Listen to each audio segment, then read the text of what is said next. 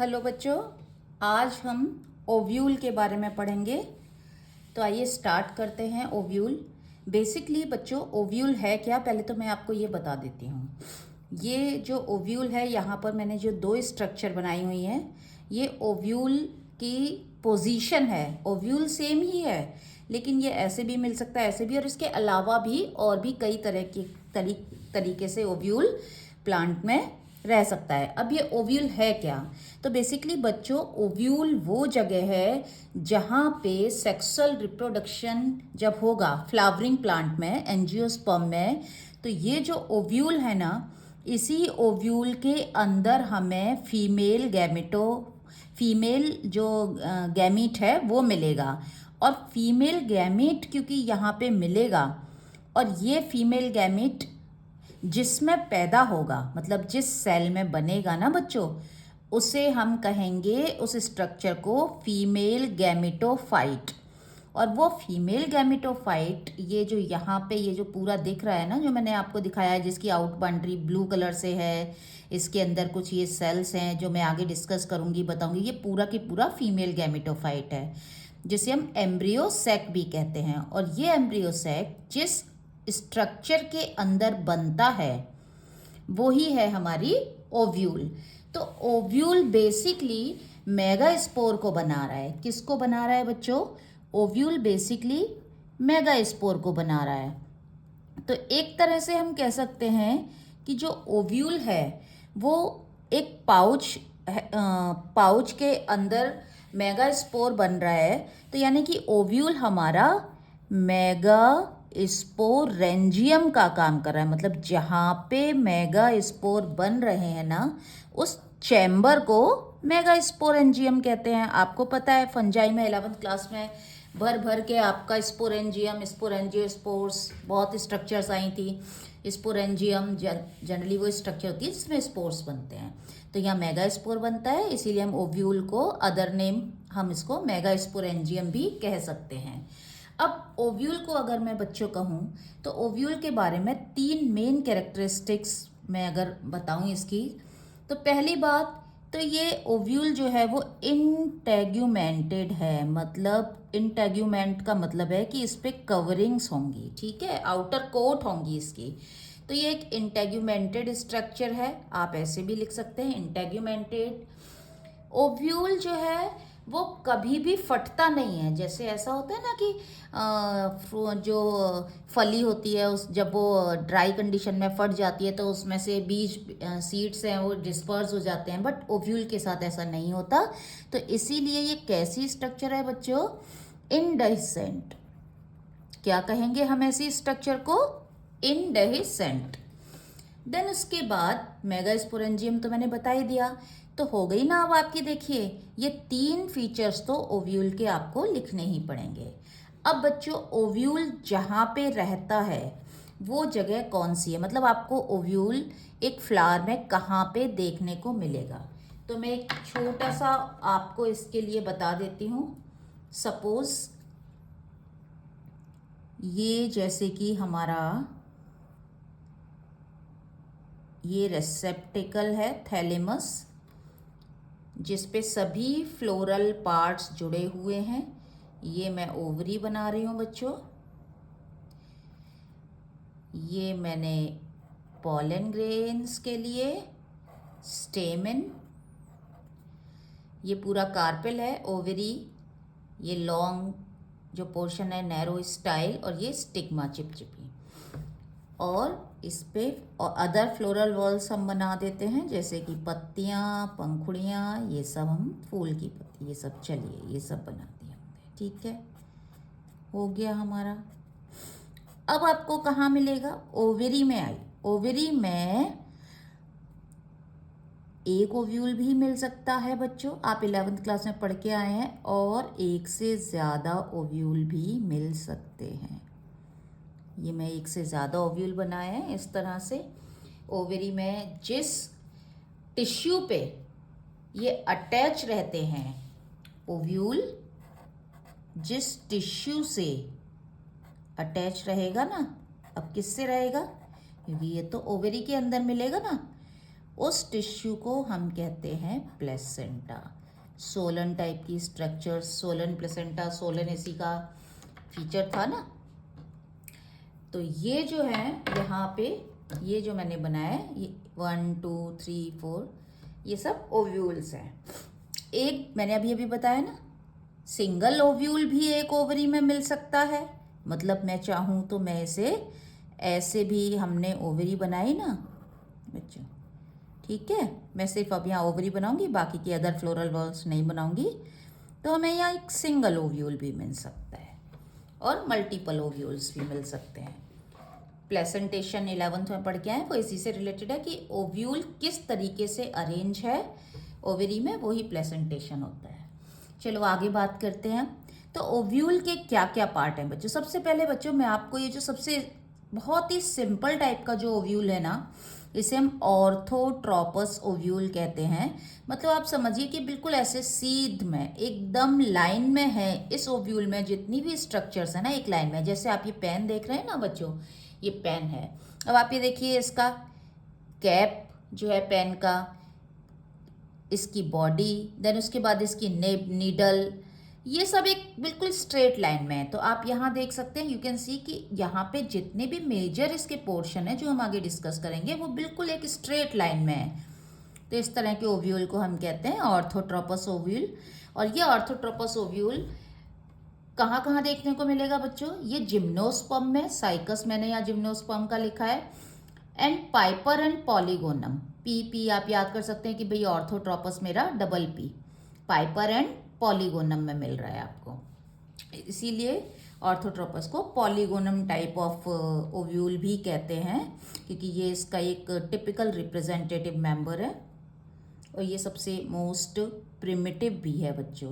अब प्रिमिटिव तो ऐसा है ना बच्चों, एकदम स्ट्रेट में है, बहुत ज़्यादा इसमें ट्विस्ट एंड टर्न्स नहीं है। ट्विस्ट एंड टर्न तो जब पहले कोई चीज़ आएगी तभी तो ट्विस्ट एंड टर्न होंगे ना, तो इसीलिए ये प्रिमिटिव है, पॉलीगोनम टाइप ऑफ। अब इसमें होता क्या है बच्चों, इसके मेन पार्ट देखिए, ये है फ्यूनिकल। फ्यूनिकल मतलब अगर मैं समझाने के लिए कहूँ तो आप फ्यूनिकल को ऐसे समझ सकते हैं। अब हम पढ़ रहे हैं बच्चों, आपको लगेगा कि मैम ये क्या पढ़ा रहे हैं। मैं अब आपको ओव्यूल के पार्ट डिस्कस कर रही हूँ। क्या है हम कर रहे हैं, ओव्यूल के पार्ट्स। तो सबसे पहले हम नीचे से स्टार्ट करते हैं, फ्यूनिकल। फ्यूनिकल बेसिकली ना डंडी है बच्चों। अब फ्लावर होता है, फ्लावर की अपनी डंडी होती है, लीफ होती है, भाई अटैच तो रहेगा ना अपना। तो फ्यूनिकल उसकी क्या है, उसकी स्टॉक है, डंडी है। और वो डंडी, अब मैंने आपको क्या बताया, ये कहाँ पर है, ये आपका ओवरी के अंदर मिलेगा ओव्यूल। और अगर एक से ज़्यादा है तो प्लेसेंटा पे अटैच रहेंगे। दैट मीन्स कि स्टॉक है और ये स्टॉक इसको किससे अटैच रखता है, ये स्टॉक बच्चों इसको अटैच करता है प्लेसेंटा से। तो फ्यूनिकल हो गया। फ्यूनिकल के बाद आप यहाँ देखेंगे मैंने अभी इनिशियल्स ही लगाए हैं, अभी बाद में नीचे वाले डायग्राम को एक्सप्लेन करूँगी तो मैं आपको पूरा बताऊँ। फ्यूनिकल के बाद आपको सी दिख रहा है, मतलब ये है चैलेजा। चैलेजा लैंड भी कह सकते हैं, जैसे होता है ना कि east west north south directions या लेफ्ट साइड राइट साइड ऐसे। तो इसमें भी ओव्यूल में हम दो साइड बड़े अच्छे से दिमाग कर सकते हैं, एक तो चैलेजा लैंड और एक माइक्रोप्लाइरल लैंड। वो मैं आपको अभी बताऊंगी कि किस तरह से हम ये कर सकते हैं। तो चैलेजा की बात करें बच्चों, तो चैलेजा लैंड वो एंड है जो कि माइक्रोपाइल का ऑपोजिट एंड है। ठीक है बच्चों, चैलेजा लैंड कौन सा एंड है, माइक्रोपाइल का ऑपोजिट एंड। और चैलेजल एंड पे जो टिश्यूज मिलेंगे उनको चैलेजा कहेंगे। ठीक है बच्चों, तो अब क्योंकि मैंने यहाँ पे चैलेजा लिखा है तो आप लिख देंगे कि ऑपोजिट टू माइक्रोपाइलर एंड ये टिश्यू है। भाई सारी लिविंग है ना, सारी चीज़ सेल टिश्यू से बनी है। अब टिश्यू अलग अलग उसमें आ रहे हैं और अपना काम कर रहे हैं, तो अलग अलग स्ट्रक्चर्स को पढ़ रहे हैं, अलग अलग स्ट्रक्चर बना रहे हैं। अब बच्चों आपको नेक्स्ट स्ट्रक्चर क्या मिलेगी, यू कैन सी हियर, चैलेजा के बाद आप यहाँ देखिए कवरिंग है, प्रोटेक्शन है। बिकॉज ओव्यूल का काम क्या है बच्चों, मैंने अभी अभी आपको बताया, ओव्यूल का काम है फीमेल गैमीट को प्रोड्यूस करना। और फीमेल गैमीट जिसमें रहता है वो गैमीटोफाइट है, और वो उसे एम्ब्रियो सैक भी कहते हैं। तो एम्ब्रियो सैक बहुत ही प्रोटेक्टेड रहना चाहिए। तो प्रोटेक्शन के लिए ना ये ऐसे इस तरह से इसने इसको प्रोटेक्ट कर रखा है, ठीक है, इस तरह से। तो ये बाहर वाला कवरिंग और अंदर वाली प्रोटेक्टिव कवरिंग। इंटेग्यूमेंट वर्ड का मतलब बच्चों होता है लूज सी स्किन, किसी चीज के चारों तरफ कवर करे। एक लूज सी स्किन जो किसी चीज को कवर करे उसे हम इंटेग्यूमेंट कहते हैं बच्चों। तो चैलेजल एंड के बाद हमें देखने को मिल रहे हैं इंटेग्यूमेंट। अच्छा, मैंने यहाँ पर दो बनाया है क्योंकि मोस्टली बच्चों ज़्यादातर ना दो प्रोटेक्टिव कवरिंग होती हैं। ऐसा नहीं है कि सिर्फ दो ही होती हैं, देखो लिविंग है, exceptions, biology full of exception ना। सिंगल भी हो सकता है, डबल भी हो सकता है, और रेयर केसेस में ट्रिपल तक भी जा सकती है ये बात। बट मोस्टली आपका मॉडरेट रहता है, मतलब दो आपके इंटेग्यूमेंट मिलेंगे। तो इंटेग्यूमेंट में आप क्या लिख सकते हैं बच्चों, सिंपल सा, अब इसमें कुछ रटने वाला है ही नहीं। आउटर इंटेग्यूमेंट मिलेगा और क्या मिलेगा बच्चों, इनर इंटेग्यूमेंट मिलेगा। और आउटर इंटेग्यूमेंट और इनर इंटेग्यूमेंट बच्चों किसके लिए हैं, ये इसकी प्रोटेक्टिव कवरिंग्स हैं। तो आप प्रोटेक्टिव कवरिंग जैसे मेम्ब्रेन्स, मेम्ब्रेन लाइक स्ट्रक्चर्स, इसकी प्रोटेक्टिव कवरिंग है। अच्छा बच्चों, अंदर मेन चीज क्या देखने को मिल रही है, अंदर हमें फीमेल गैमेटोफाइट देखने को मिल रहा है। तो यहाँ पर हम लिखेंगे कि इसको प्रोटेक्टिव कवरिंग एनवलप कुछ भी लिख लीजिए बच्चों। आपको कंफ्यूज नहीं होना है कि मैडम इसमें तो एनवलप लिख रहा है। एनवलप मैंने कहा ना लूज कवरिंग, एनवलप होता है ना लूज होता है, कुछ भी रखो तो एकदम फिक्स साइज का नहीं होता है ना बच्चों। मैंने भी बताया ना इंटेग्यूमेंट वर्ड का मतलब ही लूज कवरिंग होता है। चलो एम्ब्रियो सैक की बात कर लेते हैं बच्चों। एम्ब्रियो सैक, सैक वर्ड का मतलब बच्चों पाउच होता है, वो पाउच जिसके अंदर एम्ब्रियो बनेगा, फ्यूचर एम्ब्रियो बनेगा, ठीक है। तो इसको हम फीमेल, इसको क्या कहेंगे बच्चों, इसको हम फीमेल गैमेटोफाइट भी कह सकते हैं।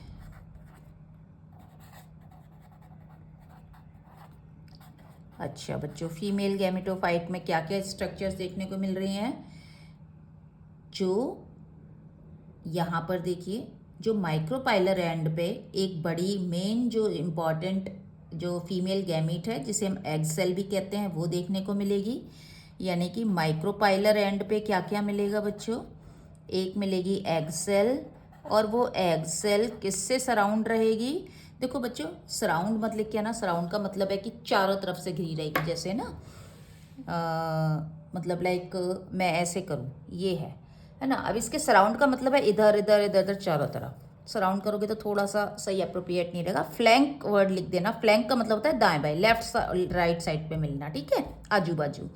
तो एक्सेल और फ्लैंक्ड बाय, बायो में ना सारा खेल ही लिखने का होता है। आप जितना स्मार्टली लिखेंगे उतना अच्छा आपकी मार्क्स आएंगे।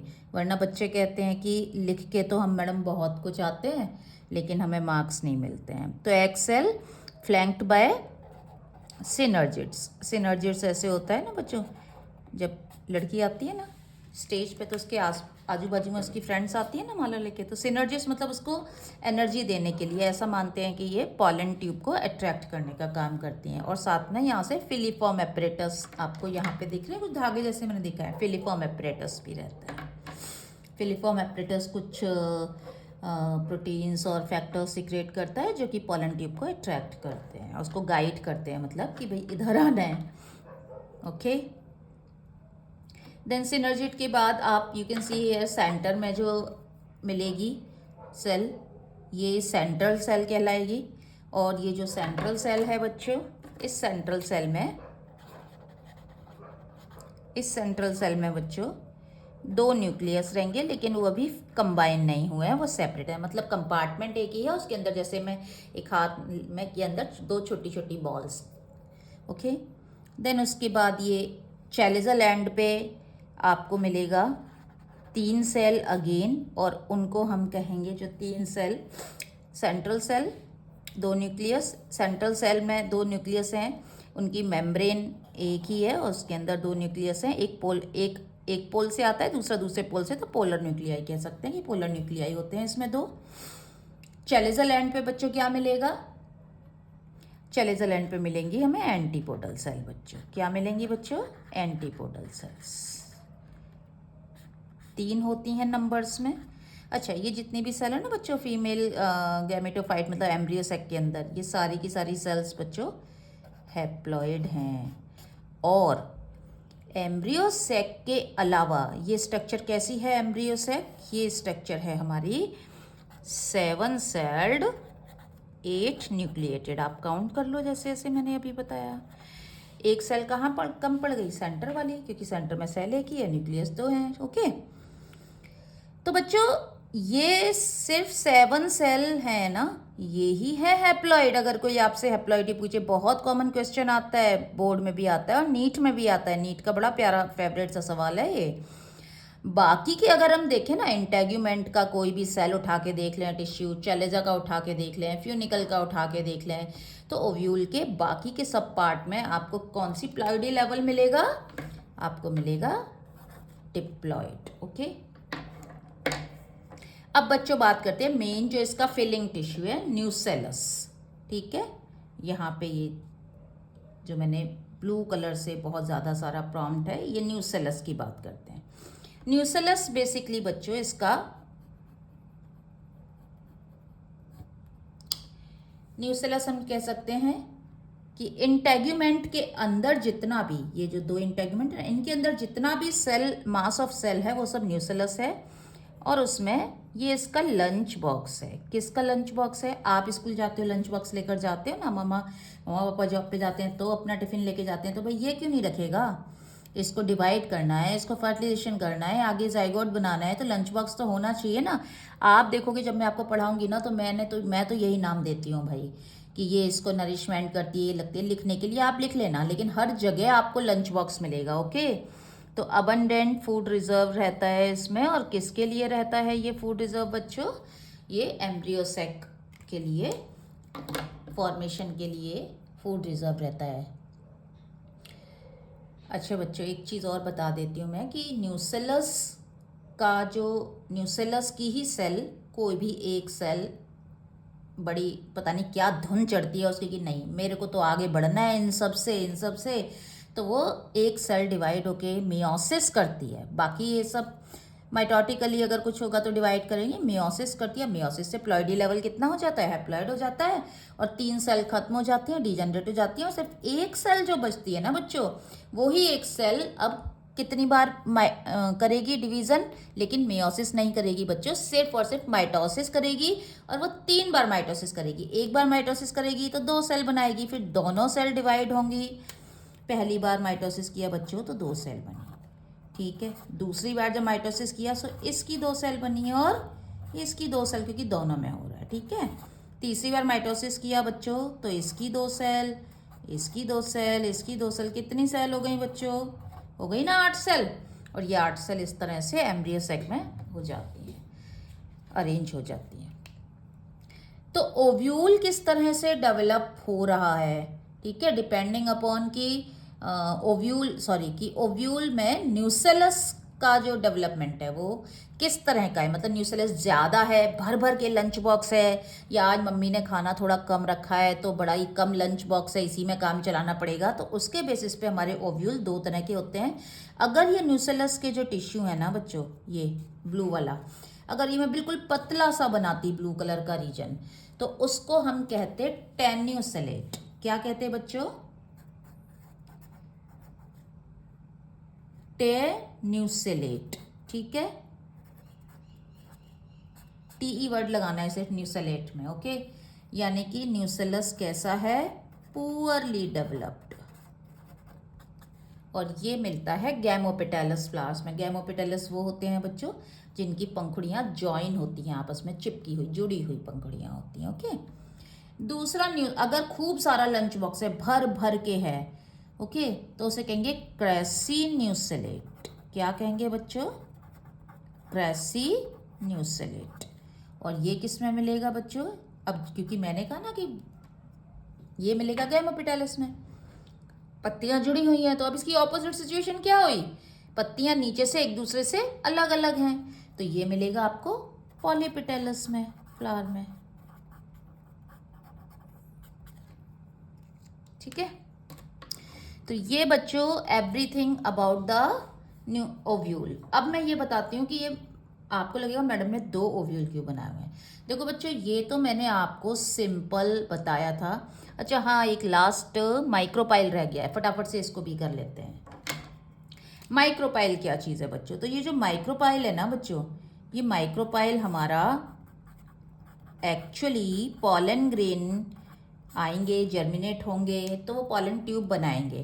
तो पॉलन ट्यूब इन्वेजिनेट करेगी, अंदर आएगी, क्योंकि पॉलन ट्यूब में गैमीट होंगे, मेल गैमीट, और मेल गैमीट को किससे यूनियन करना है? फीमेल गैमीट से। यहाँ पर है तो उसको उसका एंट्री को आसान बनाने के लिए पॉलन ग्रेन की जो पॉलन ट्यूब है उसकी एंट्री, मैंने येलो कलर से पॉलन ट्यूब दिखाई है, इसकी एंट्री को इजी करने के लिए बच्चों, ये जहाँ पे जिस जगह पे जो कवरिंग है ना वो पूरी नहीं होगी, ऐसे ना मुंह खुला रहेगा ये। जैसे देखो, अब मैं इसको कवर कर दूं और एक इसको मैं ऐसे थोड़ा खोल दूं, तो ये जो जगह है ना, सो दैट कि भाई अब यहाँ पे कवरिंग हो जाएंगी तो इसके लिए हार्ड हो जाएगा ना पॉलन ट्यूब के लिए अंदर इसको पेनिट्रेट करना, इसको क्रॉस करके आना, तो यहाँ पे ये जगह छूट जाती है।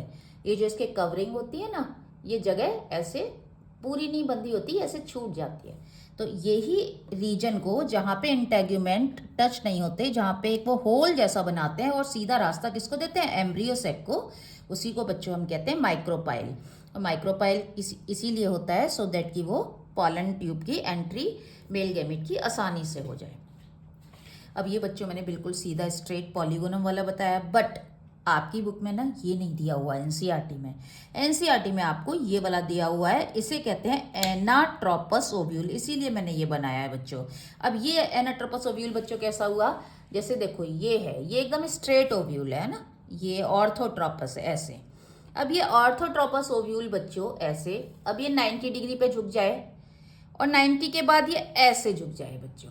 तो ऐसे झुक गया, तो अगर सपोज ये मेरा हाथ है, मैंने हाथ से इसे पकड़ रखा है, तो मेरा हाथ अंदर से फ्यूनिकल, ठीक है, ये फ्यूनिकल, तो ये ऐसे हो गया, देन ऐसे हो गया। तो आप ये देखो, ये बिल्कुल फ्यूनिकल के पास ही, फ्यूनिकल देखो यहाँ पे, और फ्यूनिकल के पास ही आपका यहाँ पे ये फ्यूनिकल, और फ्यूनिकल के पास ही आपका माइक्रोपाइल आ गया।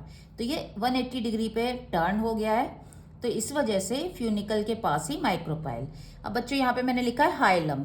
हाइलम क्या चीज़ है? हाइलम बेटा जो फ्यूनिकल है ना, डंडी, जब जो डंडी है वो चैलेजा टिश्यू में जाके मिल रही है, वहाँ के बाद चैलेजल एंड है, तो फ्यूनिकल और चैलेजा जहाँ पे जंक्शन है ना इनका, उसी को हम कहते हैं हाइलम। यानी कि अगर हम इसे तोड़ेंगे ना तो यहाँ पे एक गड्ढा हो जाएगा चैलेजल एंड में, ठीक है। जैसे ये पेन है ना आपका, अब इसकी ये कैप हटा दो यहाँ से, तो यहाँ पे इसका इसके लिए एडजस्टमेंट है ना, तो यहाँ पे स्कार रह जाएगा ना, गड्ढा। तो बच्चों आपकी बुक में एनाट्रोपस ओव्यूल दिया हुआ है। क्यों दिया हुआ है मैं बता देती हूँ, क्योंकि जो एनाट्रोपस ओव्यूल है बच्चों मोस्टली एंजियोस्पर्म फैमिलीज में इसी तरह का मिलता है, इसीलिए आपकी बुक में एक टिपिकल ओव्यूल की स्ट्रक्चर दी हुई है, जो ज़्यादातर 82% एंजियोस्पर्म की फैमिली में यही मिलता है। तो इसके हिसाब से जो फ्यूनिकल है और जो माइक्रोपाइल है बिल्कुल पास आ गए, हाइलम तो एकदम बिल्कुल ही अटैच हो गया है यहाँ इंटेग्यूमेंट से, ठीक है, क्योंकि 180 पे झुक गया ना, ऐसे ऐसे है, फिर ऐसे हुआ, फिर ऐसे हो गया।